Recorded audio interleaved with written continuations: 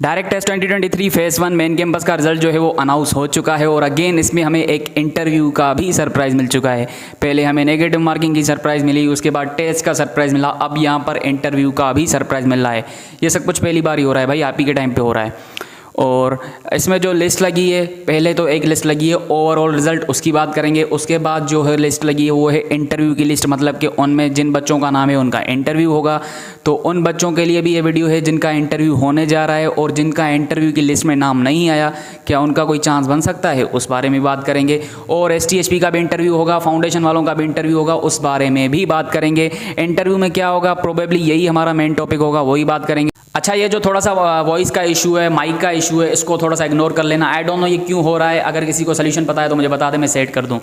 देखो, पहले जो आपके पास लिस्ट अनाउंस हुई थी वो थी ओवरऑल कैंडिडेट्स की। इसका मतलब है जितने भी डायरेक्ट टेस्ट में स्टूडेंट ने टेस्ट दिया था फेज़ 1 में, उन सभी का रिजल्ट अपलोड हुआ कि इनके मार्क्स इतने हैं। उसके बाद एक लिस्ट अनाउंस हुई, interview list of direct test phase 1। इसका मतलब है वही आपके पास जो कैंडिडेट्स हैं जिनका लिस्ट में नाम आया है, इंटरव्यू लिस्ट में नाम आया है, वही आपके जो है वो अभी पासिंग कैंडिडेट्स हैं। अभी जो इनके अलावा स्टूडेंट्स हैं वो आप ये समझो कि पास नहीं हैं। तो जिनका नाम इंटरव्यू की लिस्ट में, इसका मतलब है वो पास हैं, उनकी सिलेक्शन हो सकती है। अभी हो सकती है, आप ये समझो इंटरव्यू के बाद ही आपको पता चलेगा, जब आपके पास लेटर आएगा कि आपकी सिलेक्शन हो गई है। मोस्ट प्रोबेबली जो इंटरव्यू में है उनकी सिलेक्शन हो गई है, आप ये समझ लो, ठीक है। इंटरव्यू होगा तो उसके बाद अगेन फिर जो है वो आपको कंफर्मेशन भी हो जाएगी। अच्छा, पहले क्या होता था जी, कट ऑफ सिस्टम होता था कि आपको कट ऑफ पास करना है। अब यहाँ पर कट ऑफ सिस्टम है ही नहीं। यहाँ पर सिंपली क्या है, अगर आपके 100 में से 52 MCQs करेक्ट हैं तो आप पास हो और आप इंटरव्यू दोगे। 52 और 52 से अबव, जाहिर सी बात है, ठीक है। तो यहाँ पर कोई वो वाला नहीं है कि जीके में इतने उठाओ, IQ में इतने उठाओ। सिंपली 100 में से जिसने 52 उठाए हैं टोटल मिला के, और 52 से अगर ज़्यादा है तो आप पास हो, सही है। अब देखो, पहले आपका इंटरव्यू होगा फाउंडेशन वालों का, उसके बाद STHP वालों का, एंड देन डायरेक्ट टेस्ट वालों का। ऐसे क्यों? क्योंकि इन्होंने कहा है कि 70% जो सीट्स होंगी वो पहले फाउंडेशन और STHP से भरे जाएंगी, उसके बाद 30% जो रिमेनिंग होंगी वो आपकी डायरेक्ट टेस्ट के थ्रू भरी जाएंगी। फेवर यहाँ पर ये STHP और फाउंडेशन को करेंगे क्योंकि ये उनके साथ हैं काफ़ी टाइम से, उसके बाद डायरेक्ट टेस्ट को। अब देखो, इतना जो है वो स्टूडेंट्स नहीं है इतने जो है STHP और फाउंडेशन में, तो नंबर कम ही बनेगा, परसेंटेज चाहे ज़्यादा ही हो। तो सिंपली पहले क्या होगा कि फाउंडेशन का इंटरव्यू होगा, उसमें 35% जो है वो सीट्स को फिल किया जाएगा, एंड देन 35% STHP, 30% आपका डायरेक्ट टेस्ट। तो पहले जो इंटरव्यू होगा फाउंडेशन वालों का एंड देन STHP का, उनका क्राइटेरिया कैसे बनेगा, उनको चॉइस की लिमिट कैसे दी जाएगी, अब ध्यान से समझना। इसके बाद हम डायरेक्ट टेस्ट की बात करेंगे क्योंकि ये इन्हीं पर डिपेंड करता है। देखो, फाउंडेशन और STHP में जिसकी CGPA सबसे ज़्यादा हाई होगी, सबसे ज़्यादा होगी, उनको फर्स्ट चॉइस दी जाएगी कि उनको पहले इंटरव्यू के लिए बुलाया जाएगा कि आप आएँ और हमें बताएं कि डिपार्टमेंट कौन सा है। इंटरव्यू में क्या होगा वो हम एंड में बात बताएंगे। तो पहले जो है वो उन्हीं को चॉइस दी जाएगी जिसकी जो है वो CGPA ज़्यादा है। और अगर आप लिस्ट में देखो तो उसी तरह जो है उन्होंने आर्डर बनाया है कि पहले सबसे ज़्यादा CGPA जिसकी सबसे ज़्यादा है उनका सीरियल नंबर जो है वो शुरू में है। तो जाहिर सी बात है पहले ये उनको बुलाएंगे जिसकी CGPA सबसे ज़्यादा है, तो फिर उनसे वो चॉइस मांगी जाएगी कि आपको CS लेना है या कोई और अच्छा डिपार्टमेंट लेना है, तो उनको कंप्लीट चॉइस होगी, ठीक है। फाउंडेशन वाले भी, STHP वालों की भी, ठीक है। अब फॉर एग्जांपल किसी की CGPA सेम है, फॉर एग्जांपल अगर मेरी CGPA सेम है, आपकी भी CGPA सेम है, तो पहले किसको चॉइस मिलेगी? अब ये क्या करेंगे, अगर CGPA डिफरेंट है तो जाहिर सी बात है जिसकी ज़्यादा है पहले उसको चांस मिलेगा, लेकिन अगर CGPA सेम है तो फिर उसको चांस मिलेगा जिसने मैथ्स में ज़्यादा मार्क्स उठाए होंगे। अब फॉर एग्जांपल CGPA भी सेम है और आपका मैथ्स का स्कोर भी सेम है, मतलब कि जो आपने फाउंडेशन और STHP में मैथ्स के पेपर्स दिए थे उसमें स्कोर की बात कर रहा हूँ। अगर फॉर एग्जांपल मैथ्स के आपके मार्क्स भी सेम है, फिर ये देखेंगे इंग्लिश के मार्क्स को। अब फॉर एग्जांपल इंग्लिश के मार्क्स भी सेम हो गए, फिर क्या किसको चॉइस मिलेगी? अगेन फिर देखा जाएगा कि दोनों में से जो है ICT में किसके मार्क्स ज़्यादा हैं।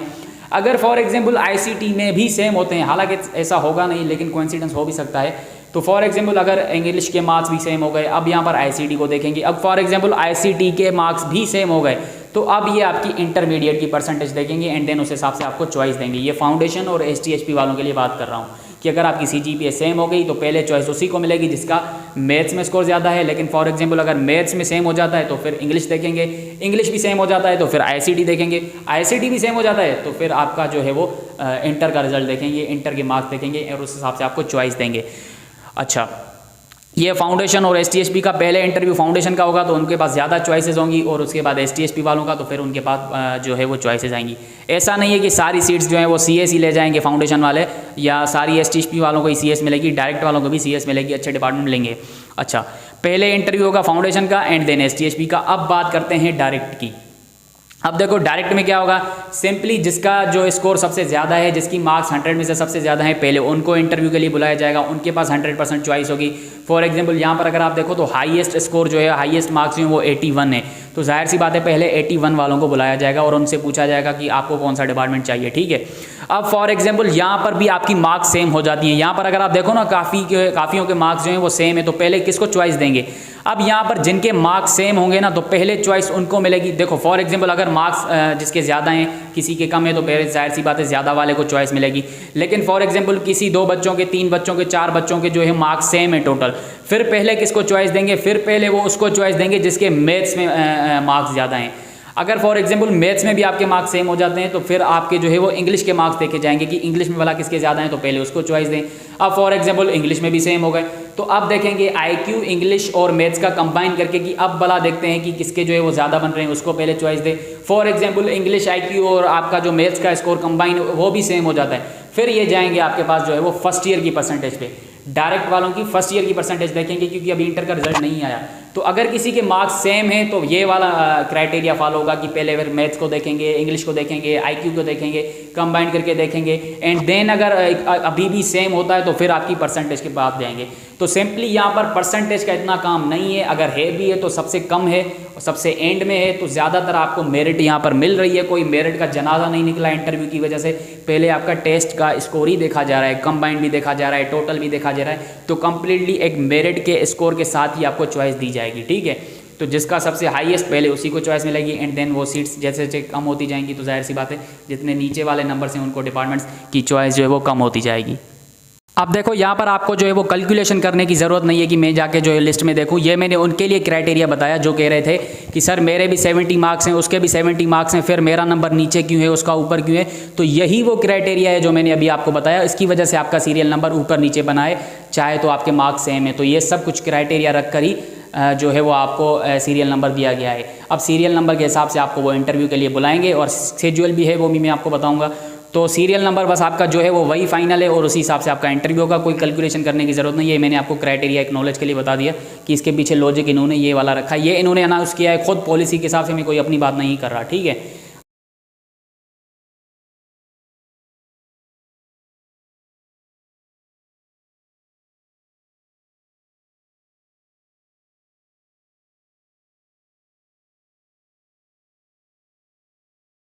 अब मैं आपको इंटरव्यू का स्केड्यूल, किसका इंटरव्यू किस दिन होगा वो बताऊंगा और डॉक्यूमेंट्स कौन से लेके जाने हैं वो भी बताऊंगा, ठीक है। देखो फाउंडेशन का जो इंटरव्यू होगा वो होगा आपका थर्सडे के दिन 20 जुलाई 2023। अगेन मैं रिपीट कर रहा हूँ, थर्सडे के दिन 20 जुलाई 2023 आईबीए के मेन कैंपस ऑडिटोरियम सक्खर में होगा, ठीक है। तो जिनका सीरियल नंबर 1 से लेके 112 तक है उनका इंटरव्यू 9 बजे शुरू होगा, 12 बजे तक चलेगा, और जिनका सीरियल नंबर 113 से लेके 224 तक है उनका जो है वो 12 बजे से लेके 3 बजे तक इंटरव्यू चलेगा। तो ये आप अपने टाइम पर पहुँच जाना, टाइम से 1 आधा घंटे पहले पहुँच जाना तो आपके लिए अच्छा हो जाएगा, ठीक है। उसके बाद जो आपके पास STHP का इंटरव्यू है उनका इंटरव्यू होगा 21 जुलाई फ्राइडे के दिन 2023, 21 जुलाई ऑडिटोरियम सक्खर में होगा, 9 बजे से लेकर 1:30 बजे तक आप सभी का एक साथ ही होगा। कोई इसमें सीरियल नंबर जितने भी हैं उनका एक ही दिन होगा, 9 बजे से लेकर 1:30 बजे तक। अब देखो फेस 1 डायरेक्ट टेस्ट में 413 बच्चे हैं, ठीक है। तो उनमें से जिनका सीरियल नंबर 1 से लेके 100 तक है उनका जो इंटरव्यू होगा वो होगा 22 जुलाई सैटरडे के दिन 9 बजे से लेके 12 बजे तक, और जिनका सीरियल नंबर 101 मतलब कि 101 से लेके 200 तक है उनका इंटरव्यू भी 22 जुलाई सैटरडे के दिन ही होगा, 12 बजे से लेके 3 बजे तक। लेकिन जिनका फेस 1 डायरेक्ट टेस्ट में सीरियल नंबर 201 से स्टार्ट होता है तो 201 से लेके 300 तक जो इंटरव्यू होगा वो आपका 24 जुलाई मंडे के दिन होगा, 9 बजे से लेके 12 बजे तक, अगेन मेन कैंपस ऑडिटोरियम में।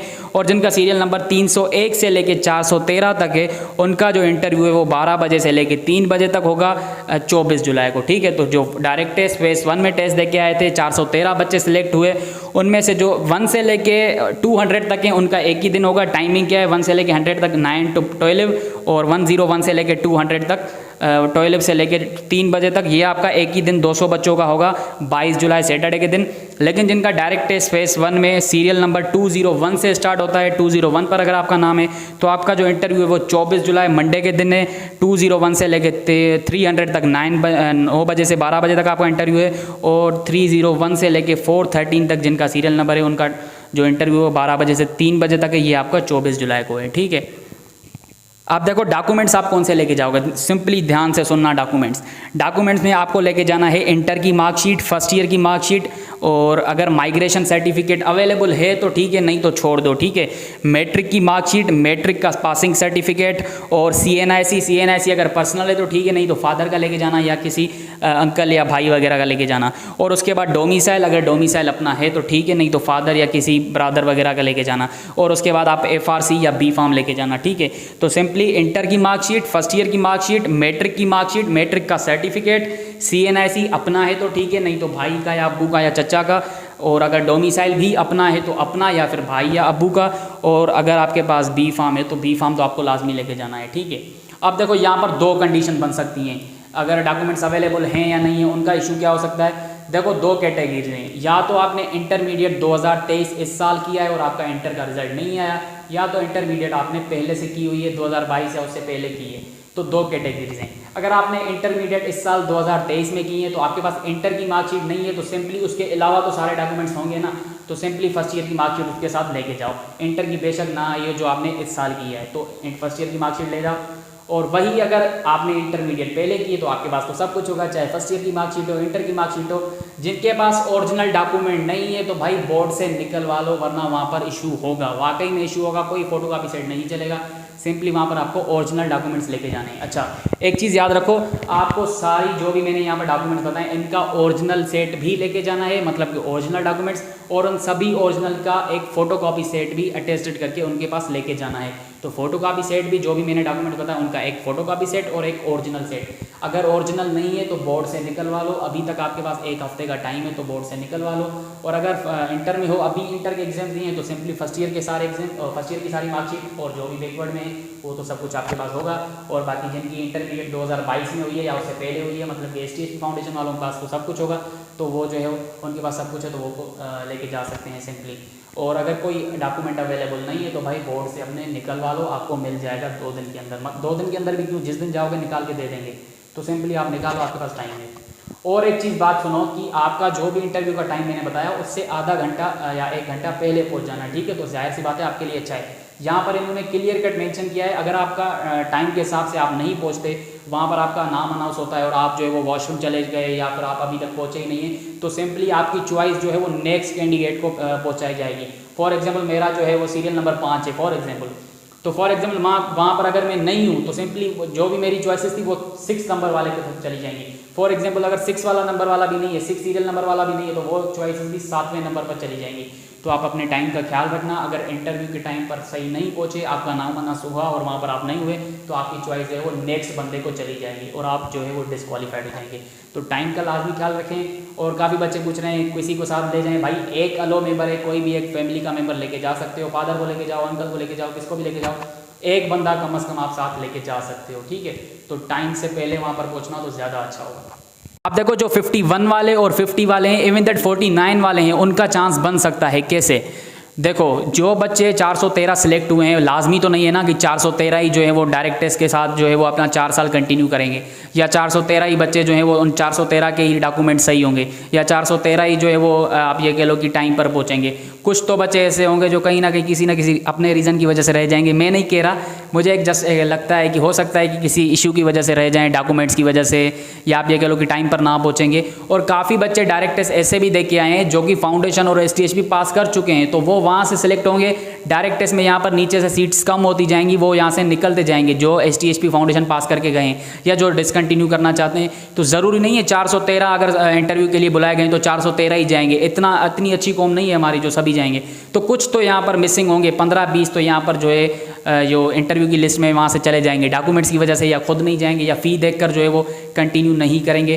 तो फिर ये बुलाएंगे उनको जो 51 और 50 या 49 तक हैं। तो जाहिर सी बात है जितनी सीट्स रह जाएंगी, फॉर एग्जांपल अगर इनके पास अभी भी 30-40 सीट्स रहती हैं तो फिर ये इंटरव्यू के लिए कॉल करेंगे 51 वालों को, 50 वालों को और 49 वालों को। ज़्यादा चांस इनका है कि 51, 50 और 49 वालों को बुलाया जाएगा अगर सीट्स यहाँ पर रह जाती हैं। लेकिन अगर 413 ही बच्चे हो जाते हैं, कोई मिसिंग नहीं होता, तो फिर चांस नहीं है या अगर फाउंडेशन से कोई नहीं निकलता, कंटिन्यू नहीं करता कोई अपनी स्टडी, तो फिर आपका चांस मुश्किल से बन सकता है।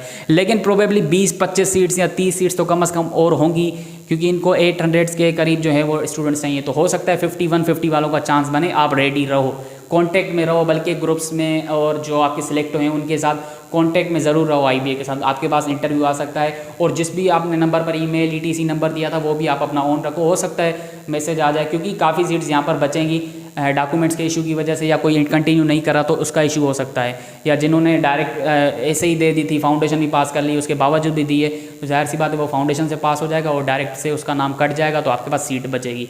तो सिंपली उनका ये होगा। तो आप अपना जो है वो नंबर वगैरह ऑन करके रखो, हो सकता है आपके पास कॉल आए, आपके चांसेस हैं, थोड़ी सी दुआएं बहुत करो तो इंशाल्लाह आपका काम हो जाएगा। अब देखो, ये जो भी मैंने बातें की हैं, ये सब जो लिखी हैं वही बताई हैं। अब कुछ भी हो सकता है, किसी को कुछ नहीं पता ये क्या करेंगे, सरप्राइजेस मिल रहे हैं, तो सिंपली जो मैंने बताया उसको 100% भी मत मान लेना कि ये जो है वो अपने हिसाब से बात कर रहा है। जो वो हमें बता रहे हैं वो हम आप तक कंटिन्यू कर रहे हैं, जो टीचर से पता चल रहा है, या जो इन्होंने अभी पॉलिसी वाला PDF जो है वो अपलोड किया था, उस हिसाब से मैंने आपको सब कुछ बताया। ठीक है, अब देखो इंटरव्यू में क्या होगा। ये फर्स्ट टाइम हो रहा है, किसी को नहीं पता क्या होगा। सिंपली देखो, टाइम के हिसाब से देखो तो इनके पास इतना टाइम नहीं है कि आपसे फिजिक्स केमिस्ट्री के क्वेश्चंस पूछेंगे। और चलो अगर मैं आपको कहूँ भी कि कल जो है वो ये आपसे केमिकल बॉन्डिंग के बारे में पूछेंगे, GK पूछेंगे, तो कौन सा आप पढ़ने बैठ जाएंगे। सिंपल यार, चिल करो, आपको नहीं पता इंटरव्यू में क्या होगा, बस अच्छे से कॉन्फिडेंट रहना, आपका इंटरव्यू हो जाएगा। और इंटरव्यू में फेल क्यों करेंगे भाई? काफ़ी बच्चे कह रहे हैं कि यार ये तो फेल कर देंगे, ये मेरिट नहीं है, ये जानबूझ के कर रहे हैं, फेल कर देंगे। क्यों करेंगे भाई? जो इंटरव्यू के लिए सिलेक्ट हो गए हैं, आप जस्ट अपने डॉक्यूमेंट्स अच्छे से लेके जाओ, टाइम पर पहुंचो और कॉन्फिडेंट होके वहाँ पर रहना। जो आपसे वो सवाल करें, आपसे जाहिर सी बात है थोड़ा सा इंट्रोडक्शन लेंगे और डिपार्टमेंट के बारे में पूछेंगे कि भाई कौन सा डिपार्टमेंट चाहिए, क्यों चाहिए, कोई फैमिली बैकग्राउंड ऐसा है, अगर हम आपको ये डिपार्टमेंट ना दें तो कौन सा आपकी दूसरी चॉइस हो सकती है। तो इस तरह से ही जो है आपके क्वेश्चंस होंगे, और कुछ नहीं होगा। ठीक है, तो इंटरव्यू में टेंशन मत लो, कॉन्फिडेंट रहो, बूस्टअप रहो। ये कोई ऐसे सड़े हुए मुंह के साथ मत रहो कि यार मेरा तो इंटरव्यू है, मेरा तो इंटरव्यू है। अरे भाई, इंटरव्यू सभी का होता है, आप खुश नसीब हो, आपका इंटरव्यू हो रहा है। काफ़ी कह रहे हैं कि इंटरव्यू नहीं होना चाहिए था। देखो, काफ़ी बच्चे ऐसे होते हैं जो डायरेक्ट ऐसे ही दे रहे होते हैं। तो जब कट ऑफ होता था तो कट ऑफ सब, फॉर एग्जांपल कोई ऐसा बंदा भी पास कर लेता था जिसको आगे कंटिन्यू करना ही है, जस्ट ऐसे ही टेस्ट दी तो सिंपली वो कट ऑफ वालों को पास करते थे और दूसरों को छोड़ देते थे। कोई अप्रोच नहीं करते थे कि यार इस बच्चे ने कंटिन्यू नहीं किया तो किसी दूसरे बच्चे को बुलाते थे। ऐसा नहीं होता था। सिंपली जिन्होंने पास कर लिया, कोई कंटिन्यू करे तो ठीक है, नहीं करे तो छोड़ दे, सीट्स बची की बची रह जाए। तो इस दफ़ा इन्होंने एक अच्छा स्टेप लिया है इंटरव्यू वाला, ये देखना चाहते हैं। अगर कोई बच्चा ऐसा है जिसने फाउंडेशन पास कर लिया है, डायरेक्ट भी कर लिया है, तो अच्छा है ना, उसको एक ही जगह से एडमिशन मिले।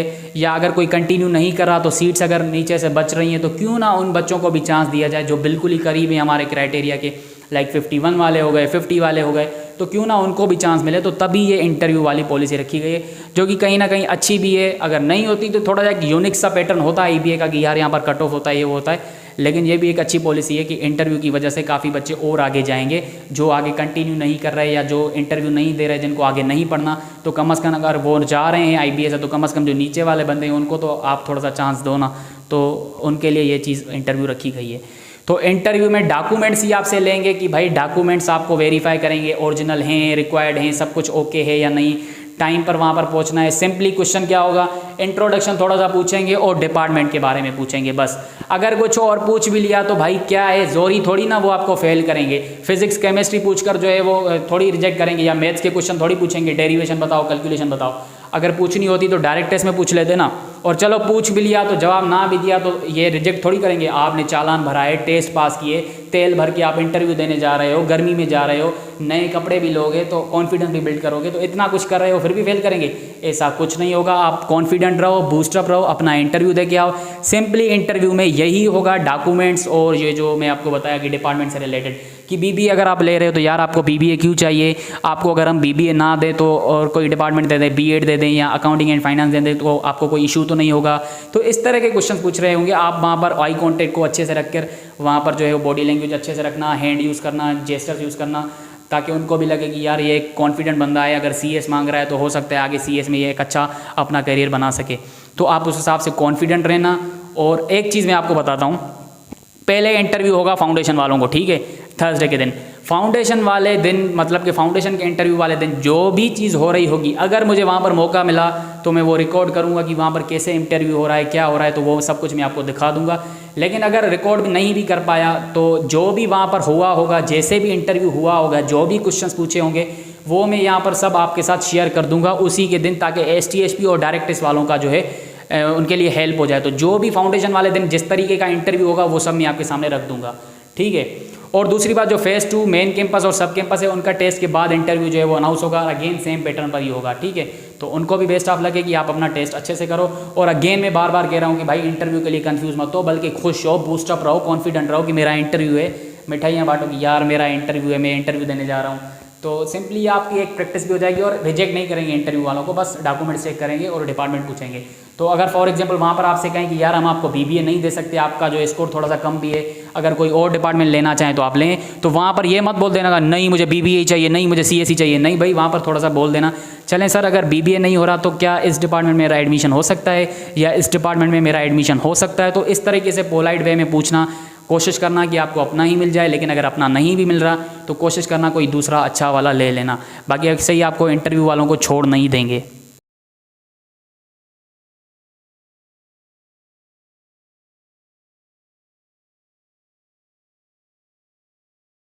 अब देखो, जिनकी सिलेक्शन हो गई है उनको कांग्रेचुलेशन, जिनका आप ये समझो इंटरव्यू है उनकी तो सिलेक्शन हो गई है, तो सिंपली आपको congratulation, best wishes. Again interview में कॉन्फिडेंट रहना, कोई ऐसे घर से कोई लड़ के मत आना, बहन से मत लड़के आना, माँ से मत लड़के आना, बाप से मत लड़के आना, अच्छे से अच्छे मूड में आना, इंजॉय करना, चिल होके रहना, कोई कॉमरेड बन के मत आना, अच्छे से आना, डिसेंट बच्चा होके आना, सिंपली ताकि आपका इंटरव्यू चिल होके गुजर जाए। कोई टफ नहीं होता भाई, इंजॉय करो मैं तो कहूँगा। और देखो, जिनका नहीं हुआ उनको हर्ट होने की ज़रूरत नहीं है, सिंपली अगर आप थोड़ा सा सैड हो तो भाई रो लो, इट्स ओके। अगर आपने मेहनत की, आपका टेस्ट नहीं हुआ तो थोड़ा सा रो लो, गम हल्का हो जाएगा। लेकिन अगर आपका फिर भी ऑप्शन IBA है, आपको IBA ही जाना है, तो फाउंडेशन सेमेस्टर आ रहा है, STHP आ रही है, STHP से रिलेटेड मैं अगला वीडियो बनाऊंगा, प्रिपरेशन वगैरह सब कुछ सिलेबस बताऊंगा, तो उसके लिए प्रिपरेशन करो। हो सकता है आपके लिए STHP लिखी हो, डायरेक्ट ना लिखी हो, और हो सकता है आपका डिपार्टमेंट जो अप्लाई किया था वो आपको ना मिल रहा हो, उसके बाद आपको फिर कभी मिल जाए या किसी और अच्छी यूनिवर्सिटी में सिलेक्शन हो जाए। तो ऐसा नहीं है कि फ़ेल हो गए तो दरवाजे आपके बंद हो गए, जो फेल होते हैं उनके दरवाजे जो है वो और ज़्यादा खुल जाते हैं। ये आप ज़रूर एक्सपीरियंस करोगे जब आप उस एज पर पहुँचोगे, उस लेवल पर पहुँचोगे। तो best of luck to everyone. और जिनका नहीं हुआ भाई टेंशन मत लो, कोई भी हेल्प चाहिए तो हम आपके साथ बैठे हैं।